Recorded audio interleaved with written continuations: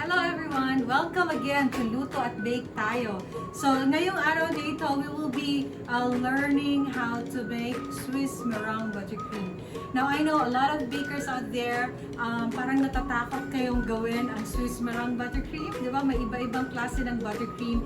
But today, we will be learning specifically all about the Swiss meringue buttercream. We will remove all your doubts, all your fears na baka mag-fail. So today, I'm going to show you how to make Swiss meringue buttercream, no fail. So stick right there and let's proceed with making our Swiss meringue buttercream.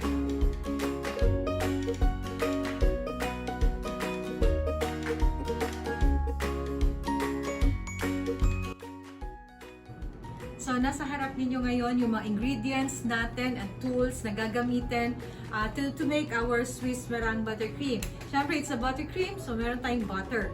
Your butter is about 450 grams, so 2 packs ng butter natin, unsalted butter.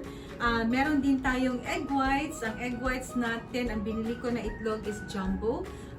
The egg whites per egg is like about 40 to 43 grams times 5. So, yun. Meron ka ng amount na grams. Okay? So, why do we have to measure it by grams? Kasi, kung gumamit ka ng small, or medium, or large, or XL na eggs, or the jumbo na eggs, kahit alin doon ang gamitin mo, kapag na-weigh mo yung egg white, pare-pareho ang yield nun. So, that is one thing good about weighing our ingredients. And then, meron din tayong granulated sugar. It's 350 grams. We have our vanilla extract, and we will just use a pinch of salt. Okay? So this is our unsalted butter, our egg whites. We have our granulated sugar, the salt, and the vanilla extract. And then, nakalagay din dito, naka-ready din sa aking lutuan, ang aking saucepan. Okay, may konting water kasi magdo-double boiler tayo. And I will explain after a while kung ano yon. So, ito naman ang aking mixer kung saan natin gagawin, or ito din, lulutuin natin yung ating egg whites and the sugar. So, ang una natin gagawin is magpapakulo tayo ng water sa ating saucepan. Ayan. Konting water lang, kinakailangan kapag nilubog natin itong ating make bowl, any bowl for that matter. Dito na natin ilalagay sa ating bowl ng mixer para dire-diretso na natin siyang gagawin. Okay? So, yan. So, unang gagawin natin, kailangan hindi siya mag-touch ha. So, the first thing that we will do is to put our egg whites dito sa ating bowl. Okay? And then, isasama na natin yung ating asukal. Lulutuin natin ito. Yan. I-melt. Hindi naman lulutuin, kundi i-dissolve natin. So, that's the correct term, no? I-dissolve natin yung ating sugar sa ating egg whites. So, we will just mix this. Okay, ganyan. Antayin natin kumulo ito, then ipapatong natin yung ating mixture ng egg whites at saka sugar dito sa ating plain Meringue. So, nakalagay na dito yung ating egg whites at saka ating sugar. So, what we would want to achieve is dissolved sugar. Okay? So, kinakailangan mamaya hahawakan natin siya kahit medyo warm siya, hindi naman siya nakakapaso, no? Very simple way talaga ito of making a very nice buttercream. So, antayin lang natin. Ayan, nagsisimmer na yung water natin, if you can see that. So, once it starts boiling, we will lower the fire and then we will put on top of it yung ating bowl. So, continuous, lang siya, whisking. Tapos, hahawakan natin siya from time to time. Kinakailangan umabot siya sa about 160 degrees. Okay? So, yun. Para ma-dissolve ang ating ayan na, it's starting to warm na and it's simmering already, no?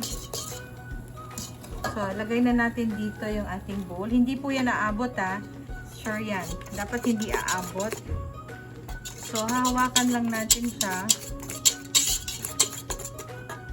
Medium lang. Gawin natin medium lang yun. Kailangan yung kanyang boiling hindi umabot dun sa ilalim ng... Okay? So, hindi na siya magiging tacky or alam mo yun. Kailangan maging parang ano na siya, liquidy. Just keep on stirring.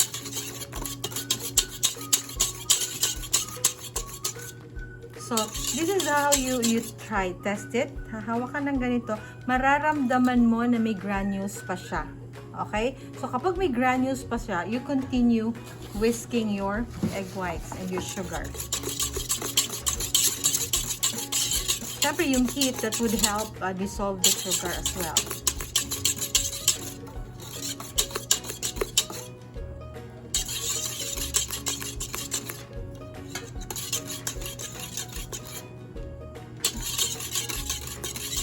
Ganyan lang.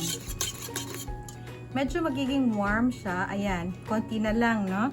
So, konti na lang. Kahit wala kang thermometer na gamit, just use your fingers to test it.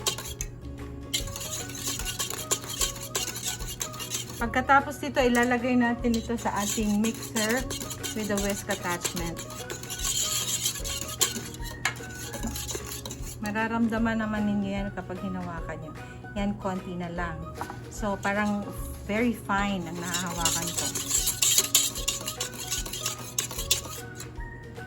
Saka parang ano na siya, malambot na o hindi na kagaya kanina, diba? See? Hindi na siya kagaya kanina, may sumasabit. So, let's try a little more.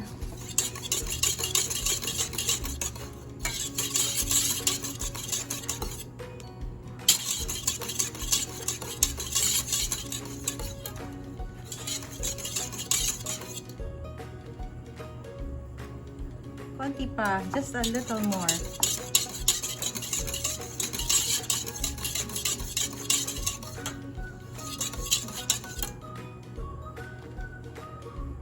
Ayun, there. It's smooth already. I'll try. One more testing. Isa pa, konti pa.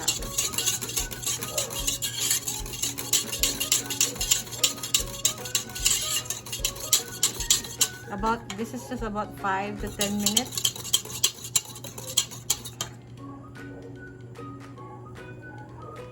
So this is good. One last.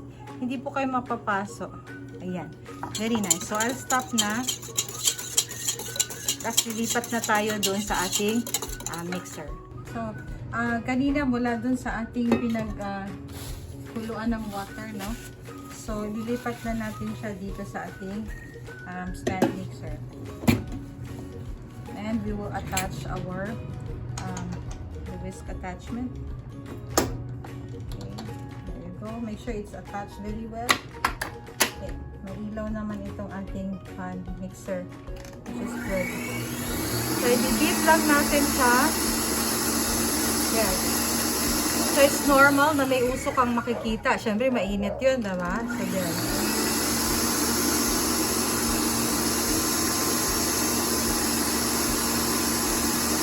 So, just continue beating until magkaroon tayo ng stiff peak. At saka lumamig yung ating mixture.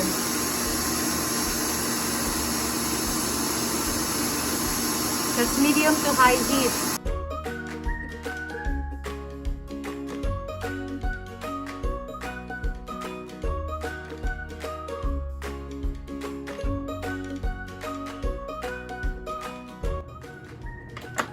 So, there. Tsaka malamig na siya. If I hold the bowl, malamig na siya. So, start na tayo mag-drop ng ating butter.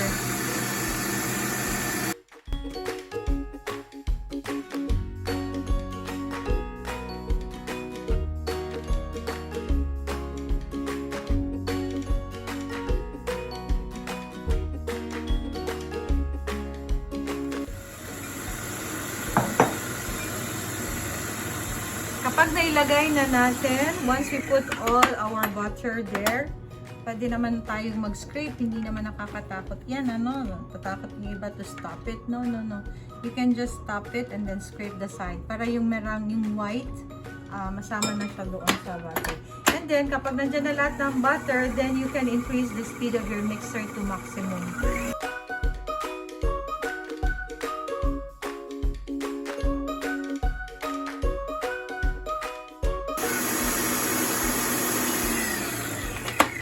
Okay, that's it. See? The color is lightened. Has been lightened. Yun lang, yun ang magic ng konting pitik ng violet. Hindi na siya ganun ka-yellow. See? Look at that. It's lighter. So, thank you for watching. I hope you learned another good recipe today. Don't forget to like, subscribe, and comment, and share our YouTube channel. And also press the bell button so that you will be notified for more videos to come. See you again in our next video.